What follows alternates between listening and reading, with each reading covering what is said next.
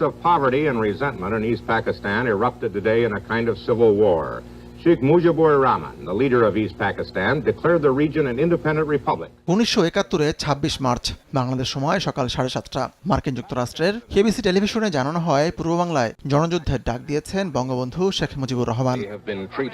71-এর উত্তাল মার্চে বাঙালি কিভাবে রুখে দাঁড়িয়েছে সেটিও তুলে ধরা হয় ওই রিপোর্টে। জানানো হয় 70-এর নির্বাচনে আওয়ামী লীগের নিরঙ্কুশ জয়ের পরও এই অঞ্চলের মানুষকে ক্ষমতায় বসতে দেওয়া হয়নি। উল্টো চলতে থাকে টালবাহানা, যার ফলে শুরু হয় অসহযোগ আন্দোলন।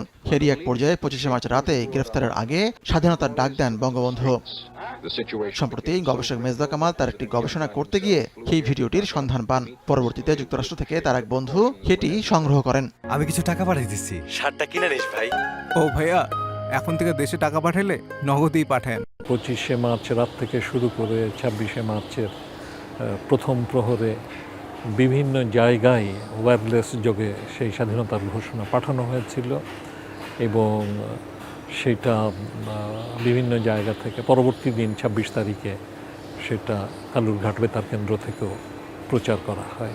তার মানে 26 মার্চ সকাল 7:30তেই বিশ্ব জানছে এবিসি টেলিভিশনের মাধ্যমে যে বঙ্গবন্ধু শেখ মুজিবুর রহমান বাংলাদেশের স্বাধীনতা ঘোষণা করেছে।